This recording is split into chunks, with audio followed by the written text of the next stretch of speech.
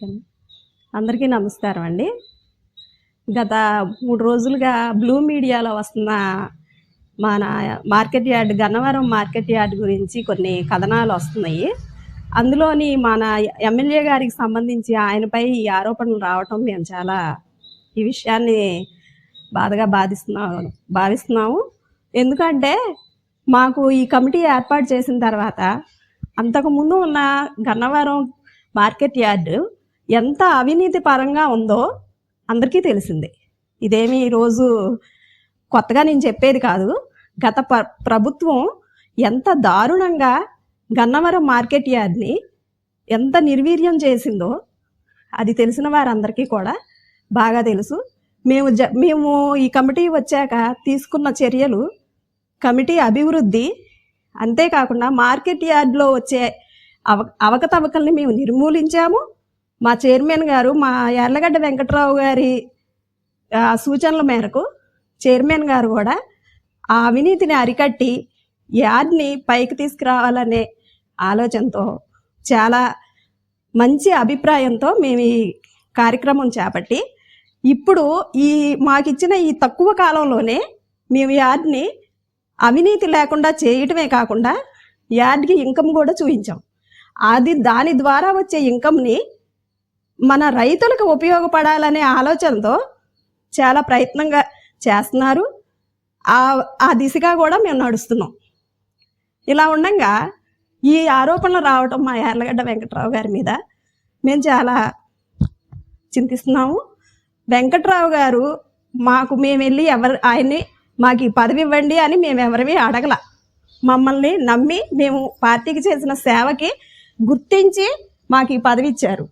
మేము అక్కడే ఆయన ఆలోచన విధానం ఎంత గొప్పదో అనుకున్నాం. ఎందుకంటే మేమేమి ఆయనకు అది ఇది ఇస్తామని ఆశ చూపించి మేము పదవులు పొందల. మేము స్వచ్ఛందంగా మాకు ఆయన ఫోన్ చేసి చెప్పేదాకా మాకు ఈ పదవి వచ్చిందన్న విషయం కూడా మాకు తెలియదు. అలాంటి కమిటీ మమ్మల్ని వేసినప్పుడు మేము ఆయనకి కృతజ్ఞతగా ఈ గన్నవరం మార్కెట్ యార్డ్ని అభివృద్ధి చేయాలనే దీంతో మా చైర్మన్ గారు, డైరెక్టర్లవి అందరూ కూడా కష్టపడుతున్నాం. అయితే నిన్న జరిగింది ఏంటంటే, ఇప్పుడు నేను కార్యకర్తనండి. నేను చేసిన పనికి ఆయన నన్ను గుర్తించి నాకు ఈ గ్రామ స్థాయి దాన్ని తీసుకెళ్ళి నియోజకవర్గ స్థాయి పదవి ఇచ్చారు. అలాగే ఒక వ్యక్తి వెళ్ళి, నాకు ఈ నాగరాజు అనే వ్యక్తి వెళ్ళి, సార్ నేను ఈ మన పార్టీలో కార్యకర్తని, నాకు ఈ యార్డ్లో కొంచెం నాకు ఏదైనా ఉపాధి కల్పించండి అని అడగడం జరిగింది. సరే, మన కార్యకర్తే కదా, ఉపాధి కల్పిస్తే వాడు బాగుపడతాడు, మనకు కూడా బాగుంటుంది, ఒకళ్ళకి మంచి చేసామనే పేరు వస్తుందనే మంచి సదుద్దేశంతో యార్లగడ్డ గారు ఆయన్ని సరే అని చైర్మన్ గారికి చెప్పడం, ఆయన నియమించుకోవటం జరిగింది. చేరిన తర్వాత వాడు చేసిన తప్పుకి యార్లగడ్డ గారిని ఎలా నిందిస్తారండి? మీరు ఏం జరిగిందనేది తెలుసుకోవాలి కదా. తెలియకుండా మీరు కథనాలు వేసి ఇప్పటికే గన్నవరాన్ని నాశనం చేశారు. ఇంకా ఎంత నాశనం చేయాలనుకుంటున్నారు మీరు? ఆయన కంకణం కట్టుకొని, ఆయన బిజినెస్లన్నీ ఆపుకొని ఇక్కడికి వచ్చి మన గన్నవరాన్ని అభివృద్ధి చేయాలని ఎంతో కృషి చేస్తున్నారు ఆయన. మేము చూస్తున్నాం, అది దగ్గరుండి మేము చూస్తున్నాం. ఆయన చేస్తున్న శ్రమ కానీ, ఆయన పట్టుదల కానీ మాలో ఇంకా ఉద్వేగం వస్తుంది. మేము కూడా అలా చేయాలి, మేము కూడా ఆయనతో పాటు నడవాలి, ఆయనకి ఇంత మచ్చ కూడా రాకుండా మేము మా పని చేయాలి అనేది మేము అనుకుంటున్నాం. అలాంటి నాయకుడిని మేము ఆయన స్ఫూర్తిగా తీసుకున్నాం. అలాంటి నాయకుడిని మీరంటే మేము ఊరికే ఉండం. ఒక మాట చెప్తున్నాం, మా యార్లగడ్డ గారు ఈ విషయాన్ని ఎప్పుడో తెలుసుకున్నారు, ఆ సమస్యను పరిష్కరించడం కూడా జరిగింది. అతను చేసిన తప్పుకి అతన్ని యార్డ్లో కాలు పెట్టద్దు అని కూడా అన్నారు. అన్నప్పుడు మీరు ఇవన్నీ తెలుసుకోకుండా మీ ఇష్టానికి మీరు ఎలా వేస్తారు? మేము ఇది ఖండిస్తున్నాము. తప్పకుండా దీనిపై చర్యలు కూడా తీసుకుంటాము.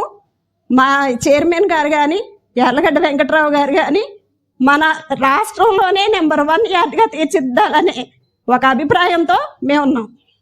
అది గమనించుకొని మీరు మాత్రం ఇంకోసారి ఇలాంటి చర్యలు చేపట్టద్దు.